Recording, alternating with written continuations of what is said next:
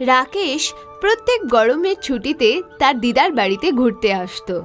একদিন রাকেশের দাদু দিদা কথা বলছিল। আজ আবার আমাদের গ্রামের একজন লোক হারিয়ে গিয়েছে। শোনা যাচ্ছে নদীর ওপারে সোনাপুর গ্রামের জঙ্গলে সোনার কুঠিরের খোঁজে গিয়েছিল। আরে ওখানে কোনো সোনার কুঠির নেই, ওই কুঠিতে ভূত থাকে। যখন কেউ নদী পেরিয়ে জঙ্গলে যায় তখন ওকে ধরে নেয়। দিদা, নদীর কাছে জঙ্গলে সত্যি কোনো কুঠি আছে? জানি না বাবা, আমরাও গ্রামের লোকেদের মতো শুধু শুনেছি, কিন্তু তুমি কখনো ওখানে যাবে না। কিন্তু দিদা, নদীতে তো নৌকা চলে। সোনারপুর আর আমাদের গ্রামের লোকেরা একে অপরের গ্রামে আসে যায়। তাহলে কি সোনারপুরের লোকেরাও কুঠিটি দেখেনি? আরে বাবু, অনেকদিন আগে এক সাধু বলেছিলেন ওই কুঠিরটি মায়াবী কুঠি, কেউ দেখতে পায় আবার কেউ দেখতেও পায় না। ছুটি শেষ হতে রাকেশ শহরে ওর বাড়িতে চলে আসে। একদিন সারা শহরে ভূমিকম্প হয়। রাকেশ একটা ছোট টেবিল মাথার উপরে নিয়ে কোনোভাবে বাড়ির বাইরে বেরিয়ে আসে, আর কেউ ওর বাড়ি থেকে বেরোতে পারে না। বাড়ি ভেঙে পড়ে যায় আর সবাই মারা যায়। রাকেশের দাদু দিদা রাকেশকে ওনাদের গ্রামে নিয়ে আসে। রাকেশের দাদু দিদা খুব গরিব ছিলেন। রাকেশের পড়াশোনা আর তারা করাতে পারলেন না। যখন রাকেশ বড় হয়ে গেল তখন ওর দাদু দিদা বলল, বাবা রাকেশ, এবার তুমি বিয়ে করে নাও, এটাই আমাদের শেষ ইচ্ছা। রাকেশের বিয়ে হয়ে যায় আর ওনার দাদু দিদা মারা যান। রাকেশের বউ দুজন সন্তানের জন্ম দিলেন, একটা ছেলে আর একটা মেয়ে। রাকেশ নিজের পরিবারের দেখাশোনার জন্য নিজের গ্রাম আর সোনারপুর গ্রামের মধ্যেই নৌকা চালানোর কাজ করতে লাগলো। ও রোজ যাত্রীদের এপার থেকে ওপারে নিয়ে যেত, আবার ওই পার থেকে যাত্রীদের নিয়ে আসতো। তখনও দেখলো যে নদীতে একটা হরিণ ডুবে যাচ্ছে। রাকেশ তখন তাড়াতাড়ি নদীতে ঝাঁপ দিয়ে দেয় আর ডুবে যাওয়া হরিণকে বাঁচিয়ে পাড়ে নিয়ে আসে। হরিণ জঙ্গলের দিকে পালিয়ে যায়। রাকেশ জঙ্গলে চকচকে কোনো জিনিস দেখতে পায়। যখন ও এগিয়ে গিয়ে দেখলো তখন ও অবাক হয়ে গেল, আর একটা অনেক বড় সোনার কুঠি ও চোখের সামনে দেখতে পেল। এটা ওই মায়াবী সোনার কুঠি যেটার গল্প আমি ছোটবেলা থেকে শুনে আসছি, কিন্তু আজ কিভাবে এটা আমি দেখতে পাচ্ছি? আমি তো এখানে রোজ আসি। রাকেশ বাড়ির ভেতরে গেল। কুঠিটির ভেতর থেকে একটা আওয়াজ এলো, তোমাকে স্বাগত রাকেশ, আমি সোনার কুঠি। যদি তুমি এই কুঠিতে তোমার বাড়ির 10 বছরের পুরনো কোনো জিনিস নিয়ে আসো তাহলে ওই জিনিস সোনার হয়ে যাবে। আমি তো তোমাকে ছোট্টবেলা থেকেই খুঁজছি, তুমি আজকে দেখা দিলে কেন? আমি ওই লোককেই দেখা দিই যে অন্য কারোর উপকার করে। আজ তুমি ডুবে যাওয়া হরিণকে বাঁচিয়েছ, তাই আমি তোমাকে দেখা দিয়েছি। রাকেশ তাড়াতাড়ি নিজের বাড়ি যায় আর নিজের বাড়িতে থাকা ডালিম গাছ থেকে কিছু ডালিম ভেঙে সোনার কুঠিতে নিয়ে আসে। ডালিম সঙ্গে সঙ্গে সোনার হয়ে যায়। তারপর রাকেশ ওর বাড়ি থেকে খাটটিকে তুলে কুঠিতে নিয়ে আসে। খাটটিও সোনার হয়ে যায়। এবার যখন রাকেশ যাত্রীদের নিয়ে ওই পারে যেত তখন কোনো না কোনো জিনিস বাড়ি থেকে নিয়ে যেত আর ওটাকে সোনাতে পরিবর্তন করে বাড়িতে নিয়ে আসতো। রাকেশ সোনাকে নিয়ে সোনার দোকানে যেত। সোনার কাকা, বলুন তো সোনার রিপোর্ট কত টাকায় দেবেন? পুরো 50,000। এইভাবে রাকেশ অনেক টাকা নিজের বাড়িতে জমিয়ে নিল। একদিন রাকেশের মনে লোভ চলে এলো আর সোনার কুঠিরের কথা নিজের বউকে শোনালো আর ওকে বলল, দেখো, আমাদের বাড়িতে 10 বছরের পুরনো যা জিনিস ছিল আমি ওই সব সোনাতে পরিবর্তন করে নিয়েছি। এবার তুমি পাশে রেখার বাড়িতে চলে যাও। ওর বাড়িতে একটা পুরনো অনেক বড় বাক্স আছে। তুমি কোনোভাবে রেখাকে ওর বাড়ির বাইরে নিয়ে যাবে আর আমি ওর বাড়িতে গিয়ে বাক্স চুরি করে নেব। যদি ওই বাক্স আমি সোনাতে পরিবর্তন করে নিই তাহলে আমরা মালামাল হয়ে যাব আর গ্রামের সব থেকে বড় বাড়ি বানাবো। রাকেশের বউ ওর প্রতিবেশী রেখার বাড়িতে গেল। আরে রেখা, তুমি কি জানো বাজারে একটা নতুন শাড়ির দোকান খুলেছে? সব লোক ওখান থেকে শাড়ি নিয়ে আসছে। আজ আমিও যাচ্ছি, তুমিও আমার সাথে চলো। রেখা রাকেশের বউয়ের সাথে বাজার চলে যায়। রাকেশ চুপি চুপি রেখার ঘরে ঢুকলো আর বাক্সটি চুরি করে নিয়ে গিয়ে নিজের বাড়িতে রাখলো। পরের দিন রাকেশ আর ওর বউ বাক্স নিয়ে নদীর ওপারে কুঠিতে নিয়ে যায়। যখনই ওরা দুজন বাক্স নিয়ে কুঠিতে ঢোকে, বাক্স তো সোনাতে পরিবর্তন হলো না, কিন্তু রাকেশের বউ সোনাতে পরিবর্তন হয়ে গেল আর কুঠিটা একেবারে মিলিয়ে গেল। রাকেশ কাঁদতে থাকে। হে ভগবান, এটা আমার সাথে কি হয়ে গেল? এবার আমার বউ কি করে ঠিক হবে? এখন আমি কি করব? তখনই একটা সাপ ওখানে আসে আর রাকেশকে বলে, আমি 1000 বছর ধরে বেঁচে আছি। তুমি লোভ করে আর তোমার প্রতিবেশীর বাক্স চুরি করে নিলে, এই জন্য এই কুঠি মিলিয়ে গেছে। আর সাজা স্বরূপ ও তোমার বউকে সোনার বানিয়ে দিয়ে গেছে। আমাকে ক্ষমা করে দিন, আমি অনেক বড় ভুল করে ফেলেছি। আমার লোভ করা উচিত হয়নি। আমি কথা দিচ্ছি, আমি কখনো আর লোভ করব না, আর এই বাক্সটাও প্রতিবেশীকে ফিরিয়ে দেবো। তারপর সাপ রাকেশের সোনার বউকে আসল বউতে রূপান্তরিত করে দেয়। বন্ধুরা, এই গল্প থেকে আমরা এটা শিখলাম যে আমাদের জীবনে কখনো লোভ করা উচিত না।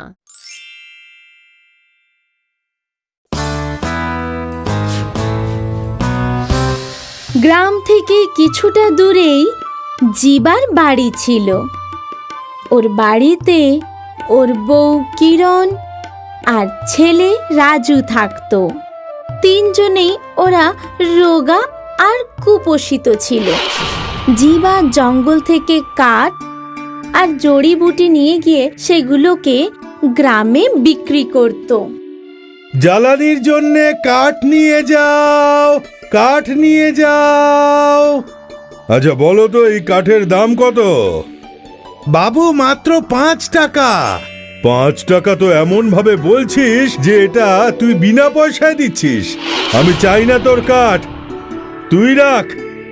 না না বাবু, আপনি যা দেবেন আমি তাতেই খুশি। ঠিক আছে, এই নে 3 টাকা। জীবা ওই 3 টাকা নিয়ে নিল আর তারপর ও গ্রামের মুদি দোকানে গেল। দাদা, এই চালটা কত করে? 1 কিলোর দাম 2 টাকা। আর এই ডাল? প্রতি কিলোর দাম হলো 4 টাকা। দাদা, আমাকে 1 কিলো চাল আর 250 ডাল দিয়ে দিন। এই নাও, তাহলে তোমার দাম হলো 3 টাকা। জীবা ওর সারা দিনের আয় দিয়ে কিছু মাত্র রাশন কিনে নিয়ে যেতে পারত। ও রাশন নিয়ে বাড়ি গেল আর তারপর ওর বউ চাল ডাল দিয়ে খিচুড়ি তৈরি করলো। আর এভাবেই ওরা প্রতিদিন জীবন কাটাতো। ঋতু পাল্টালো আর এখন বর্ষাকাল চলে এলো। জীবা তাও জঙ্গলে গেল আর সেখানেও কাঠ কাটলো। আর আবারও ও বাজারে কাঠ বিক্রি করতে শুরু করলো। কাঠ নিয়ে যাও, জ্বালানির জন্যে কাঠ নিয়ে যাও, কাঠ নিয়ে যাও। সকাল থেকে সন্ধে পর্যন্ত ও চেঁচাতেই থাকলো, কিন্তু আজ বৃষ্টির কারণে একজন গ্রাহকও কাঠ কিনতে এলো না।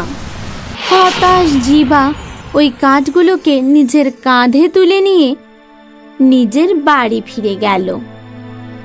আজ আমি বাড়ির লোকেদের জন্য একটু খাবারেরও জোগাড় করতে পারলাম না। হে ভগবান, এ কেমন জীবন দিয়েছো আমাকে তুমি। হতাশ জীবা নিজের বাড়ি পৌঁছলো আর ও নিজের বউ আর বাচ্চার সামনে কাঁদতে শুরু করলো। পরের দিন জীবা আবার নিজের কাঠগুলোকে নিয়ে বিক্রি করতে গেল, কিন্তু আজকেও কেউ কাঠ কিনতে এলো না। বিকেল বেলায় একজন শেঠানি এসে উনি জীবার কাছ থেকে কাঠ কিনে নিলেন আর জীবাকে 5 টাকা দিয়ে দিলেন। এই দেখে জীবা খুব খুশি হলো। ও টাকা নিয়ে মুদি দোকানে গেল আর ওখানে গিয়ে 1 কিলো চাল আর আধ কিলো ডাল কিনলো, আর নিজের ছেলে রাজুর জন্য একটা আপেলও কিনলো। সব কিছু নিয়ে জিবা বাড়ি ফিরছিল, আর তখনই জঙ্গলে একটা বাড়ি দেখতে পেল, আর ওখান থেকে একটা বাচ্চার কান্নার শব্দ শুনতে পাওয়া যাচ্ছিল। জিবা চিন্তায় পড়ে গেল। ও ওই বাড়িতে গিয়ে দেখলো যে ওখানে একটা 4-5 বছরের ছেলে কাঁদছিল। কি হয়েছে বাবা, তুমি কাঁদছো কেন?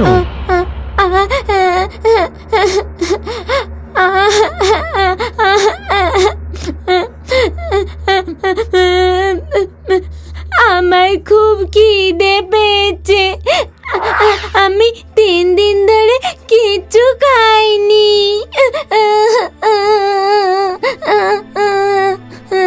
জিবার বাচ্চাটাকে দেখে খুব দয়া হলো, আর ও ওই আপেলটা বাচ্চাটাকে দিয়ে দিল।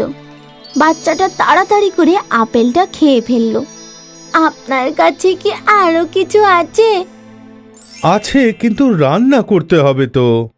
জিবা ওই বাড়ির রান্নাঘরে গিয়ে চাল আর ডাল দিয়ে খিচুড়ি তৈরি করলো। তারপর জিবা ওই খিচুড়ি ওই বাচ্চাটাকে খেতে দিল, যে খুব মন ভরে ওই খিচুড়ি খেলো। এবার আমার পেট ভরে গেছে। আর ঠিক তখনই একটা মহিলার আত্মা প্রকট হলো। ধন্যবাদ দাদা, আপনি আমার ছেলের খিদে মেটালেন। আমি এর মা, আমাকে ছাড়া ওর আর কেউ নেই। 3 দিন আগে আমি মারা গেছি। সেদিন থেকে ও এভাবেই খিদে পেটেছিল, আর আমি এর সাহায্য করতে পারছিলাম না। মানে তাহলে এই বাচ্চাটা এখন একা? হ্যাঁ, এর আর কেউ নেই। বোন, তুমি চিন্তা করো না, আমি একে আমার সঙ্গে নিয়ে যাব, আর আমি যা খাবো একেও ঠিক সেটাই খাওয়াবো। দাদা, তুমি সত্যিই খুব ভালো। এই জন্য আমি চাই যে তুমি আর তোমার পরিবার এই বাড়িতেই এসে থাকো, আর তোমার খাবারের কোনো অভাব হবে না, সেটা আমি সামলে নেব। তুমি এক্ষুনি নিজের পরিবারকে এখানে নিয়ে চলে এসো। জিবা খুশি মনে নিজের বাড়ি গেল, আর সকলকে নিয়ে ওই বাড়িতে পৌঁছে গেল। ওরা ওখানে পৌঁছানো মাত্রই দেখলো যে রান্নাঘরে সমস্ত কিছু খাবারের ভান্ডার ভরে রয়েছে, কোনো কিছুর অভাব নেই। তারপর জিবার বউ খাবার বানালো, আর তারপর জিবার পরিবার আর ওই অনাথ বাচ্চাটা সকলে একসাথে খাবার খেলো। এই দেখে ওই বাচ্চার মায়ের আত্মা খুব খুশি ছিল, কারণ ওর অনাথ ছেলে একটা পরিবার পেয়ে গেছিল। তারপর জিবা আর ওর পরিবার ওই জাদুর বাড়িতেই থাকতে লাগলো, যেখানে খাবার জিনিসের কোনো অভাব ছিল না। তাহলে এই কাহিনী থেকে আমরা এই শিক্ষা পেলাম যে অন্যের সাহায্য করলে আমাদেরও কেউ সাহায্য অবশ্যই করবে। টিম্মি অনাথ হয়ে গিয়েছিল। তাকে একটা চার্চের অরফানেজে নিয়ে আসা হয়েছিল। টিম্মির মন খারাপ ছিল। এখানে সে তার মা বাবাকে খুব মিস করত। একদিন মাদার সুজি টিম্মির কাছে এলেন। Hello Timmy. Hello mother. কি হয়েছে টিম্মি? তুমি বাকি বাচ্চাদের মতো কেন খেলাধুলো করছো না? আমার খেলতে ইচ্ছে করছে না। টিম্মি, আই নো তুমি তোমার বাবা মাকে খুব মিস করছো, কিন্তু you should not be disappointed. God তোমাকে অবশ্যই সাহায্য করবেন। গড মাম্মি পাপাকে তো নিজের সাথেই নিয়ে গেছেন। কিন্তু তুমি এটা জানো কি, এই পৃথিবীতে একটা জাদু দরজাও আছে, যার সাহায্যে আমরা আমাদের গডের ওয়ার্ল্ডে পৌঁছে যেতে পারি। কি? এটা কি সত্যি মাদার সুজি? ইয়েস মাই চাইল্ড, সেটা জঙ্গলের মধ্যেই কোথাও একটা আছে। আমরা ওটাকে খুঁজতে যাব, কিন্তু এখন তুমি বাইরে যাও আর অন্য বাচ্চাদের সাথে খেলাধুলো করো। সেদিন টিম্মি জাদু দরজার সম্বন্ধেই চিন্তা করছিল, আর সে ধীরে ধীরে জাদু দরজার খোঁজে বেরিয়ে পড়ল। টিম্মি অন্ধকারে খুব ভয় পাচ্ছিল, কিন্তু তাও সে জঙ্গলের দিকে এগিয়ে যেতে থাকল। এইভাবে চলতে চলতে টিম্মি একটা পাহাড়ের ওপরে এসে পৌঁছল। তখন সে নেকড়ের ডাক শুনতে পেল। সে ভয় পেয়ে গেল। তখন সে বাকি রাতটা সেখানেই কাটাবে বলে সিদ্ধান্ত নিল। পরের দিন সকালে টিম্মি চিৎকারের শব্দ শুনতে পেল। বাঁচাও, আমায় বাঁচাও! টিম্মি দেখল যে একটা বেবি পান্ডা গাছের একটা ডাল ধরে ঝুলে চেঁচাচ্ছে। সেই বাচ্চাটা পাহাড় থেকে পড়ে যাচ্ছিল। টিম্মি চিন্তায় পড়ল। সে পাহাড়ের ওপর থাকা একটা বট গাছ দেখতে পেল। টিম্মি সেই বট গাছের একটা ঝুড়ি ভেঙে বেবি পান্ডাকে বাঁচানোর জন্য সেই ঝুড়িটা এগিয়ে দিল। বেবি পান্ডা সেটা ধরে আস্তে আস্তে পাহাড়ের ওপরে উঠে এলো। বেবি পান্ডা টিম্মিকে জড়িয়ে ধরল। থ্যাংক ইউ, তুমি আমার প্রাণ বাঁচিয়েছো। তোমাকে অসংখ্য ধন্যবাদ। You R welcome. টিম্মি সেখান থেকে চলে যাওয়ার সময় বেবি পান্ডা তাকে আটকে দেয়। তুমি কোথায় যাচ্ছ? জাদু দরজা খুঁজতে। সেটা কোথায় বলো না? আমার জানা নেই। তাহলে তুমি সেটা কি করে খুঁজবে? জানি না, দেখা যাক। হয়তো বুড়ো বাবা তোমাকে সাহায্য করতে পারেন। বুড়ো বাবা? উনি একটা পুকুরের পাশে থাকেন। মা বলে যে ওনার নাকি অনেক বয়স, আর উনি সব কিছু জানেন। তাহলে তুমি কি আমাকে ওনার কাছে নিয়ে যেতে পারবে? হ্যাঁ, চলো। বেবি পান্ডা টিম্মিকে সেই পুকুরের কাছে নিয়ে গেল। সেখানে একটা বুড়ো কচ্ছপ ছিল। হ্যালো, আপনি কি আমাকে জাদু দরজার খোঁজ দিতে পারবেন? জাদু দরজা? তুমি ওটা কেন খুঁজছো? আমি আমার মাম্মি পাপার কাছে যেতে চাই। ওনারা একটা অ্যাক্সিডেন্টে মারা গেছিলেন। আমি ওনাদের ছাড়া থাকতে পারছি না। বেচারা বাচ্চা, আমি তো কোনোদিন জাদু দরজা দেখিনি, কিন্তু তার ব্যাপারে আমি নিশ্চয়ই বলতে পারবো। ওটা ওই পাহাড়ের পিছনে মরুভূমিতে কোথাও আছে।